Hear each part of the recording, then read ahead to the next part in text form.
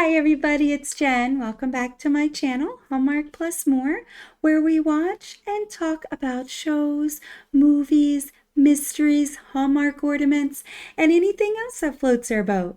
So today I'm going to be reviewing NCIS Origins, Season 1, Episode 18, the finale. So very exciting. Before I get into the review, I just want to say thank you to everybody who likes my videos, subscribes to my channel, leaves me comments. Thank you so much. I read all my comments and I so enjoy interacting with everybody. If you have any discussion questions or comments about the finale, you can leave them below. Stay with me till the end of my review because we are going to discuss the cliffhangers, how everything is left, and then I'm also going to go over character by character what this means for them in this episode, but also what we might see. So we're kind of going to do a breakdown of character by character of what's yet to come and kind of what happens in this episode. So starting out as previously on NCIS, right? We kind of get a feel of what the finale is going to be about. It shows Gibbs killing Pedro. And also from the last episode, it shows that scene where Gibbs says, snipers are killers too. Because before the man died, he says, well, snipers were protectors. And then Gibbs was like, but we're killers too. So they showed that in the clip of the preview. So this is a very exciting finale. I hope you guys enjoyed it. I definitely did. Like I say, there's a lot to uncover here. I'm looking forward to the end of the review so we can kind of get into each character and what this means for them, because it's definitely a very loaded episode. So it starts out with Layla. We see her, she's sneaking into her neighbor's pool, right? Just for alone time. It's just like that's how she clears her thoughts. And as she's going back to her place, she runs into Macy, right? So this is Laura Macy, which NCIS fans, we know Laura Macy, right? We remember her from the pilot episode of NCIS LA. So this was years ago, but it definitely rings a bell for all of us NCIS Mark Harmon Gibbs fans. So right off the bat, it's exciting because you're like, okay, we know why Macy is there, because we know she looked into the investigation of Pedro and Gibbs. So this is really exciting for me. Right off the bat, I'm like, I'm going to love this episode.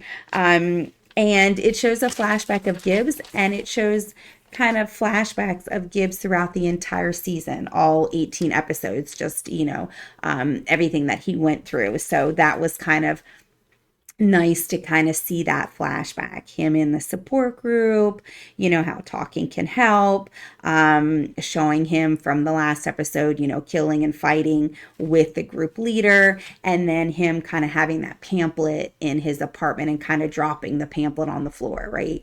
Because in the previous episodes, he was like, the group's not helping me, you're helping me, Franks. Because remember when Franks wanted to go after the guy that hurt Tish, we Gibbs admits the group wasn't helping, and then in later episodes we find out it did help him the more he went back. So he drops the pamphlet because now obviously he's back on. It's not helping because he had to kill and go after the group leader. And then Macy, basically says to Layla, I'm investigating Pedro and he was killed by a sniper and I want to talk to Gibbs. So, Layla wants to go talk to Gibbs and finds him in the bar. He's in the bar meeting with his dad, Jackson. And Jackson's like, hey, I think we should sell the house. I'll help you pack it up. We need to put it on the market. It's time, And then Layla gets introduced to Jackson for the first time and, wants to talk to Gibbs and basically says, like, look, she showed up. Her name's Laura Macy. She's an MP, military police, and she's investigating Pedro. She wants to talk to you. So then you see Layla, Gibbs, and Franks. And they're talking for like 3 hours. You're just hearing them kind of go back and forth. What are we going to do? What are we going to do? Gibbs says that he buried the rifle that he used. So he doesn't have it, obviously, but he decides that he is going to talk to her. We have to find out how much Macy knows, right? So, because she's saying that she has a source, so they're trying to find out, look, maybe she's bluffing. Let's find out. So, Macy goes to Gibbs' apartment. He's not there. She lets herself in. He keeps the door unlocked. He sees the pamphlet. Gibbs walks in, and Gibbs and Macy says she has a reliable source that you killed Pedro and you have no remorse. So she doesn't give up who her source is. So that's kind of the mystery, like who's the source that's so determined that he killed him. She doesn't give it up. Gibbs basically kind of says, look, I lost my rifle. I didn't report it. I was grieving, and basically has her leave. So they don't really have a great discussion, but Gibbs doesn't really give anything up, just that he lost his rifle or it was stolen. And so you're still wondering who is Macy's source. Meanwhile, there's a big meeting at NIS because remember, Wheeler is on indefinite suspension. So you're like, okay, what's going on there? So he's on administrative leave. So they have like a temporary regional director, Barrett, who's going to be acting in charge. And he's going to supervise until somebody else is assigned. And he's a real piece of work, very sexist man. I am like, oh my gosh, bring Wheeler back. Like, we don't like him. You see some scenes with Mary Jo, who again is one of my favorite characters. I love Mary Jo. But, she could tell, like, okay, I'm just your eye candy and you just degrade women. So he is definitely not a good person, very big sexist, but he is in charge until they figure out what's going on with Wheeler or they assign somebody else. So they're trying to find out Macy's source. So again, you see everybody talking. They eventually bring Randy into the mix because Randy didn't know, but they do tell Randy. So now Randy knows, and he's part of this cover up or this meeting of what are we going to do, what does Macy know. So they actually go down to Mexico because they think maybe Macy has a witness or somebody from the gang knows something. So they go down and they have a little confrontation. I think Randy gets a little spooked because, the guys surrounding the house, the gang members kind of pull their gun at him. And I think that he's a little shaken up.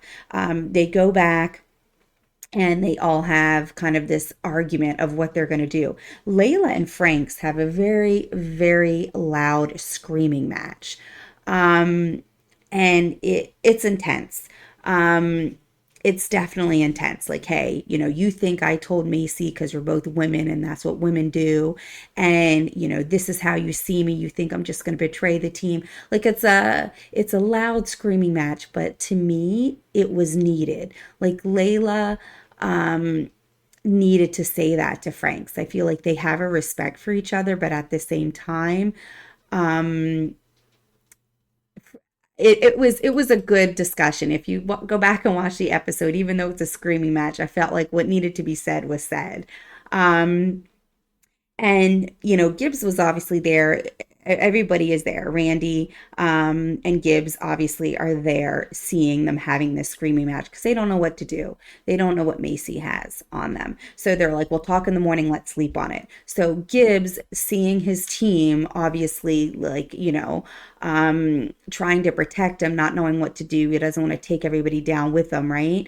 And get in trouble. So he digs up his rifle that he used. He puts it on the table in front of Laura Macy. Leave my team out of this. And Macy says, you have my word. But he's basically admitting he did it. He's giving Macy the rifle that he used. She's going to test it. So then Gibbs kind of follows Layla, finds her in the pool. Remember, she's sneaking into her neighbor's pool, right? To go swimming. Gibbs finds her and Layla's like, shh. like, don't talk to me here, just go meet me at my apartment and I'll be there in a minute. So Gibbs doesn't want to do that. So he strips down to his underwear and jumps in the pool. So I'm like, okay, he wants to talk to her and he's not going to wait. I need to talk to you, you know. And they get really close, like so close they're like nose to nose. I'm like, okay, now they're gonna kiss. I know they have affection toward each other, but I was hoping this wouldn't be part of the cliffhanger, right? But I know I'm probably in the majority. I'm sure the people watching my video here are like, no, I want them to get together. But I just like her being a good friend to him because I feel like he needs a woman friend, a companion. So, but they're nose to nose, they're looking at each other. I'm like, okay, they're gonna kiss. And right before they kiss, he basically says, I turned my rifle into Macy. So Layla's thinking they're gonna kiss too, and she was like, what? And he's like, yeah, I turned my rifle into Macy. So Layla doesn't kiss him. She like in an instant goes from ready to kiss him and have this passionate embrace to you did what? And she gets out of the pool and she stands. Gibbs is in the pool alone now. She's standing up there and she's just yelling at him. So she goes instantly changes her mood. She says, you're just like Frank's. What you do affects other people. You can't just decide for everybody. And then she says, good luck with everything. I'm done. So, yeah, her emotions change quickly because now she's like, you turn the rifle into Macy. You think you're doing what's best for you, but you can't decide for everybody. That's going to affect more that's going to affect us more people than just you, Gibbs. So Gibbs is left sitting in the pool like, okay, and she goes back to work because I guess she just wants to do paperwork, just kind of clear her head, right? Because usually clearing her head is swimming in the pool, but Gibbs interrupted her and now she's all emotional and upset and she goes to work. Mary Jo is still there because that terrible sexist boss still wants eye candy with her. Oh, fetch me this, fetch me that. And Mary Jo goes, well, Randy's sitting up there wanting to talk to him, and now you're here. What's going on? So Mary Jo gives a pep talk kind of to Layla, kind of just talks her a woman to woman and kind of gives her that confidence that she needs. And I love that. I loved Mary Jo doing that because I feel like Layla needed to talk to somebody at that moment. She was really conflicted. So then after that talk with Mary Jo, she goes to see Macy. And she basically busts into Macy's apartment because Macy's like, I don't want to talk to you because she knows she already talked to Gibbs. So Macy and Layla have a conversation. And again, a very heated conversation. She's like, look, Layla was like, look, Jag rejected you. I know you want to be a lawyer. I know you want to, join Jag, but they rejected you. You're really smart. You figured all this out on your own. You're very good at figuring things out. You need to be with NIS. I can get you a job. There's an opening. You really don't want to be a lawyer. You're good at this. You need to be doing this with me. And, are you really going to turn in the rifle? Like, are you really going to do that? I try to protect you. We're friends. We're women in this field.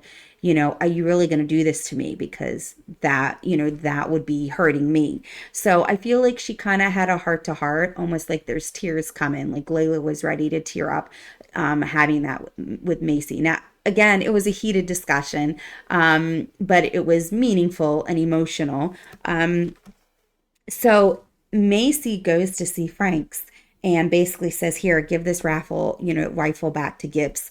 So Frank's is, hearing about what happened. And he's like, yeah, sure, I'll give him the rifle back. And he says, why? And Macy says the JAG contact says there's not enough to further the case.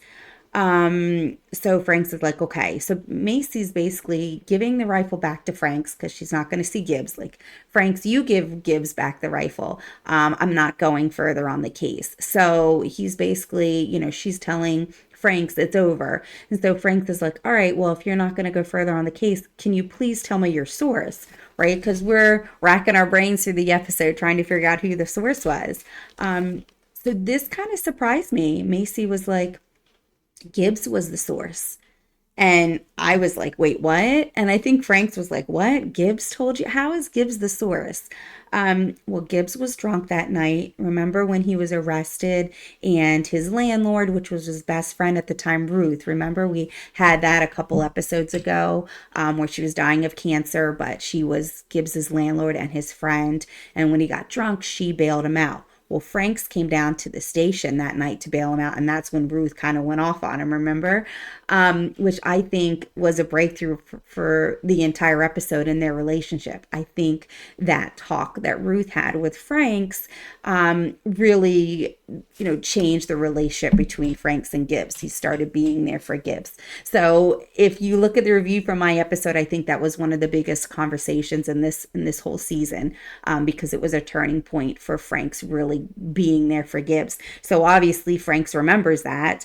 And she's like, I was on duty that night. And when, Gibbs called Ruth to pick her up, or for her to pick him up, he was talking kind of loudly, and he said it. He told her over the phone. So that's how she said she found out, was from Gibbs himself.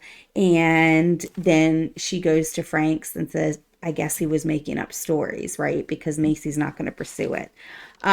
So that was interesting because I feel like I've wanted to know this conversation ever since I saw the pilot for NCIS LA. We wanted to know why there is animosity between, Gibbs, the adult Gibbs, Mark Carmen, and Laura Macy, because we know there was that animosity. And then, of course, Callan says, well, she knew something and he didn't know. So he kind of tells him in the episode, if you go back and watch that LA episode, Callan basically tells Gibbs, that Macy knew. So this whole time Gibbs didn't like Macy. He didn't know that she knew. So we're finding this out here in this episode. So yeah, we definitely find that out. I'm glad they finally tell us who her source was.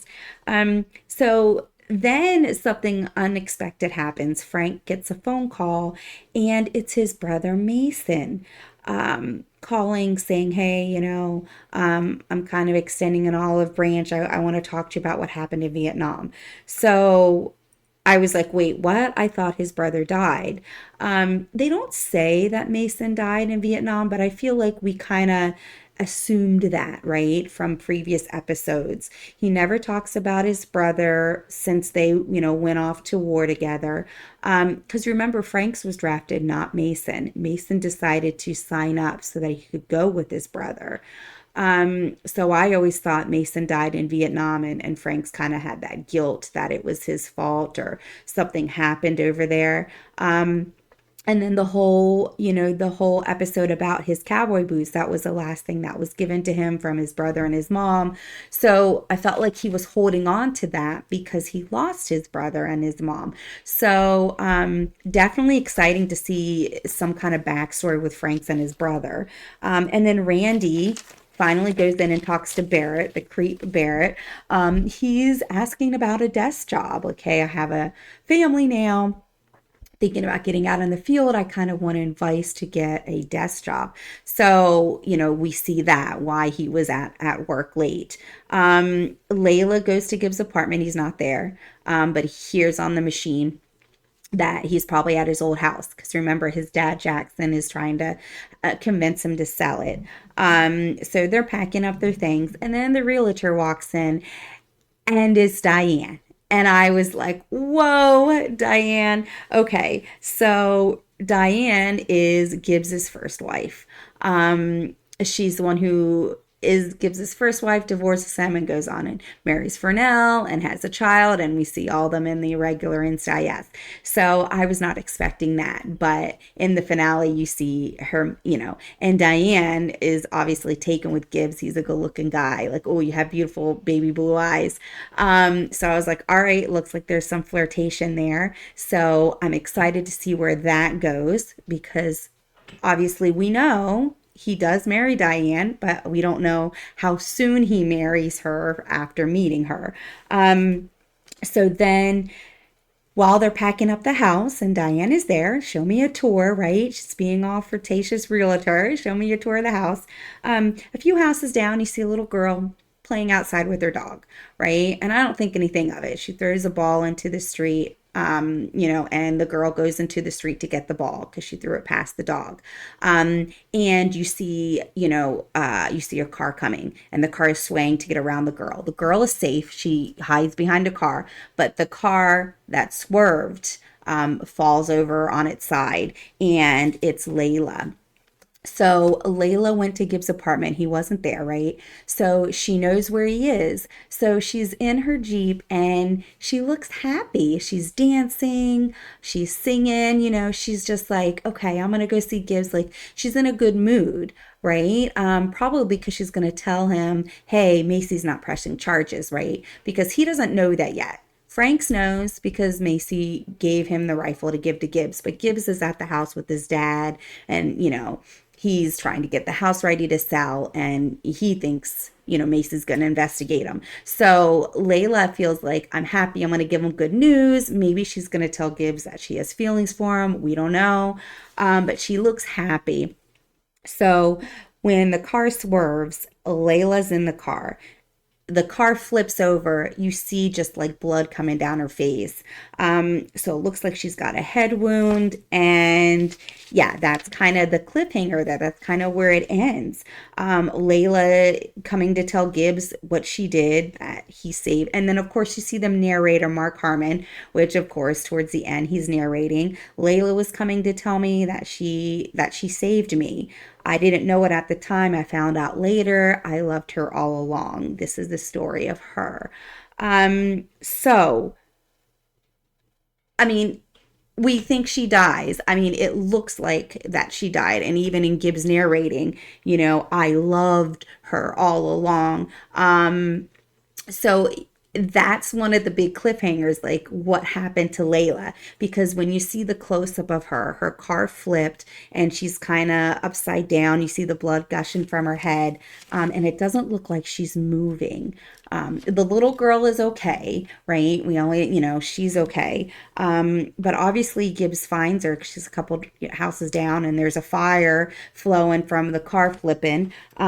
So there's so many cliffhangers. Like let's go over the cliffhangers. Then we're gonna go over character by character what that means. Cliffhangers. Randy wants a desk job. He wants to go towards, he's looking towards SAC, and SAC stands for SAC, which is Special Agent in Charge. It's kind of like the chief of police.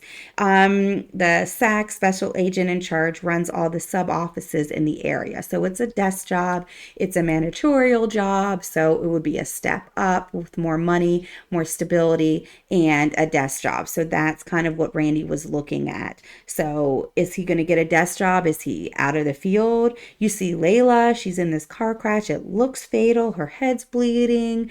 She's not moving.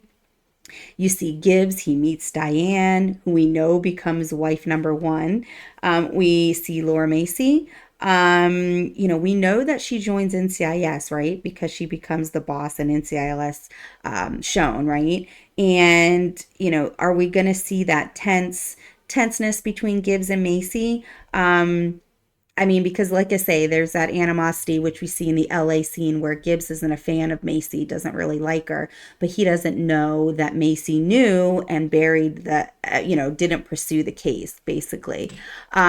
So are we going to see some of that? Because are we going to see how Laura gets into NIS?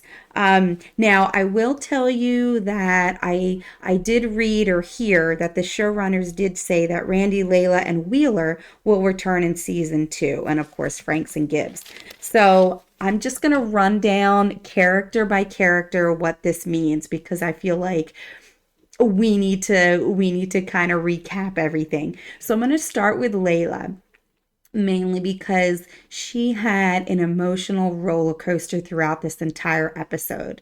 Hands off to the actress who plays Layla. You did amazing. You're an amazing actress, but to go from so many different levels just in one episode, she's on an emotional roller coaster. She had that yelling match with Franks, which she was very honest. You think I'm a woman, you think I'm just gonna, it was very honest, but it was an intense acting scene, right? Just going back and forth because she went toe to toe with Frank's. They were up in each other's face, right? And then she had a pep talk with Mary Jo. Mary Jo kind of talked to her. You saw the episodes with her in the pool, which was her vulnerability. She had a loud heart to heart with Macy as well, a very emotional heart to heart with Macy, woman to woman, right?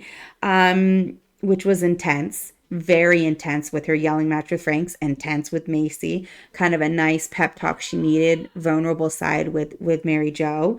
Then she went nose to nose with Gibbs in the pool, like they're gonna make out and kiss, which was a very, soft moment because you're like, okay, she's vulnerable. Then all of a sudden, within 5 seconds of Gibbs saying, I gave Macy my rifle, then all of a sudden she starts yelling at him. So, I mean, she flips it right then. And then the last scene is her, dancing in the car, smiling. And then 2 seconds later, she's in a car crash. She's upside down, right? She's bleeding from her head. She's got a head wound and no movement. So I feel like my assumption was that she died. I hope she didn't. But that was my assumption because she's not moving and she didn't have a lot of support with the car that she was in, the Jeep, right? Um, and the way he said the story of her. Now, remember episodes ago, Gibbs even said this is a story of her. It might even have been the pilot. I apologize, I don't remember. But earlier in the season, and like I said, it could have been season one, episode one. But Gibbs was like, this is the story of her. So, and then he parallel, shows are very, very big on parallel. In this, he said at the very end of this episode, the story of her, which I'm like, okay, that's shadowing from when he said it before. So what does this mean for Layla? Is she going to be in a coma? Is she dead on arrival? Does she die? Does she not die? The showrunners say she's going to be in season two, but in what capacity is she going to be in season two? Are they going to see her just in the first episode with her on, a machine in the hospital? So I'm very interested on what's going on with how they're going to portray this in season two with Layla. Because I feel like the reason she was happy and singing in the car, she's going to tell Gibbs what she did. She feels good. She spoke up, defended herself in Frank's, defended herself in Macy, doing a good thing. Like, I feel like this was a really good turning point for her. And then, boom, the accident hits. And now we just don't know the fate of Layla. So, very intense, very big cliffhanger. But her emotional roller coaster during this episode, it was phenomenal. She's such an amazing actress. So, I hope she comes back. However, we do see Diane. So now we've got Diane in the mix with Gibbs because we do know the outcome of that. He is eventually going to marry Diane. It's just how does Layla play into that? So I'm going to talk about that when we talk about Gibbs. I'm going to talk about Frank's next. The call from his brother, Mason. That was a shock. Like, wait, he's still alive? They want to talk about Vietnam. What happened? What happened? What does he want to talk about? He didn't seem surprised to hear from him. So that means Franks knows he was still alive. I mentioned earlier, I assumed he had passed in Vietnam. Franks doesn't talk about him. But he wasn't surprised to hear from Mason. So that means they have an estranged relationship. So maybe we'll find out about that in season two, why Franks doesn't talk to him anymore.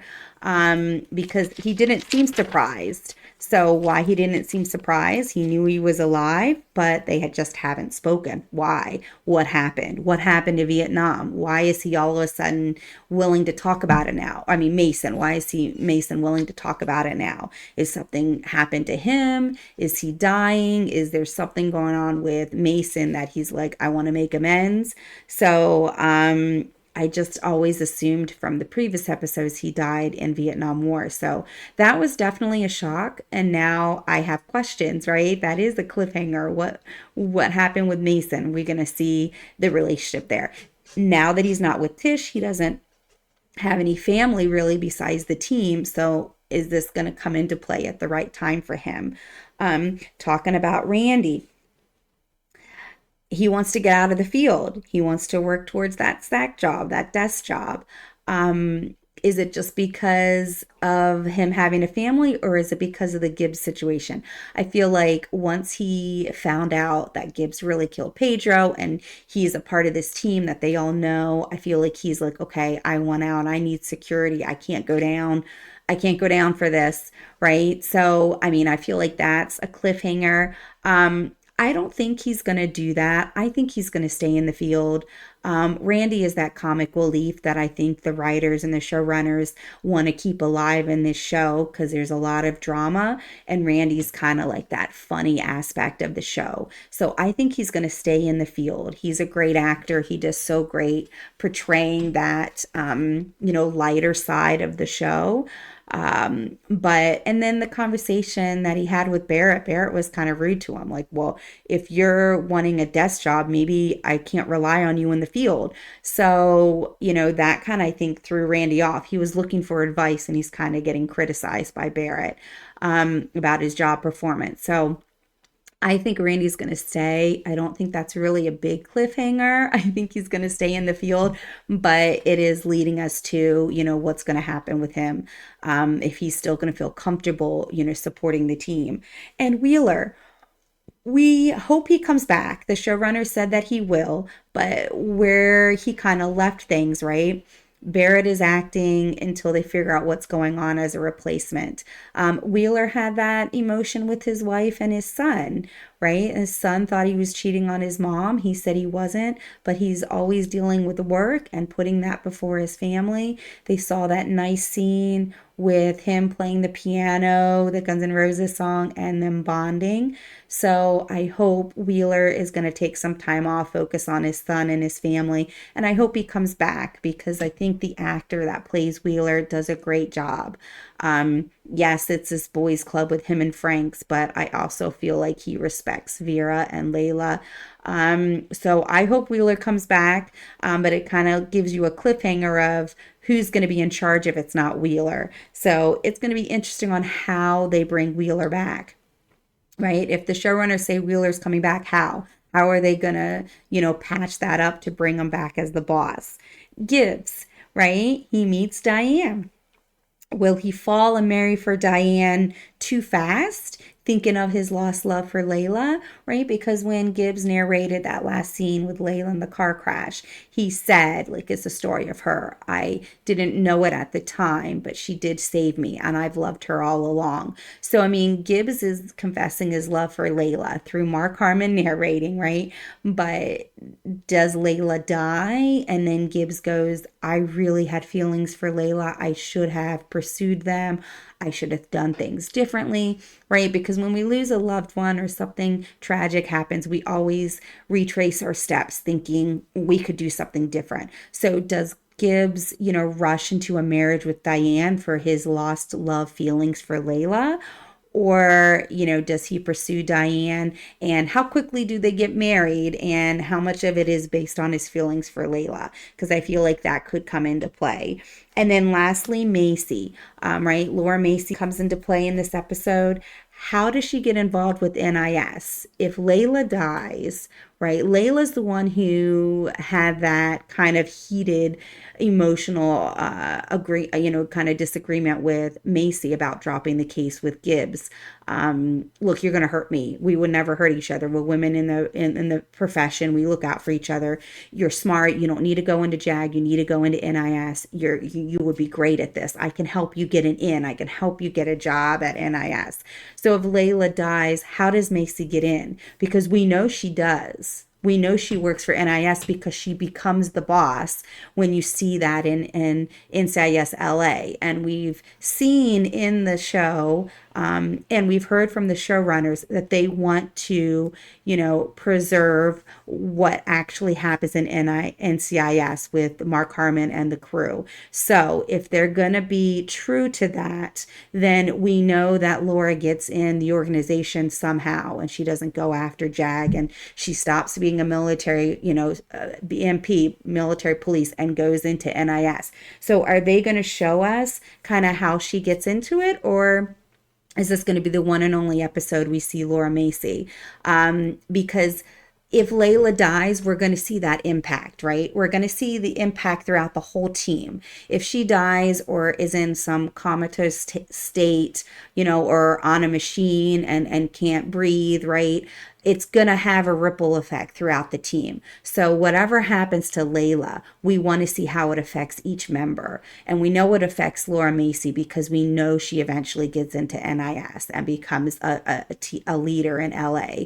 And we know if it affects Gibbs, maybe that affects his marriage into getting in with Diane, like I said, too fast. It's going to have a ripple effect. It's just a matter of how it's going to affect each team member. So I am definitely excited. I loved the episode. I loved the cliffhangers. I loved kind of exploring each character on what that means. So if you have any comments, leave them below. And I guess we'll have to wait a few months until the new season because they are renewed for season 2. So thank you for listening to my review, and I will see you next time. Bye.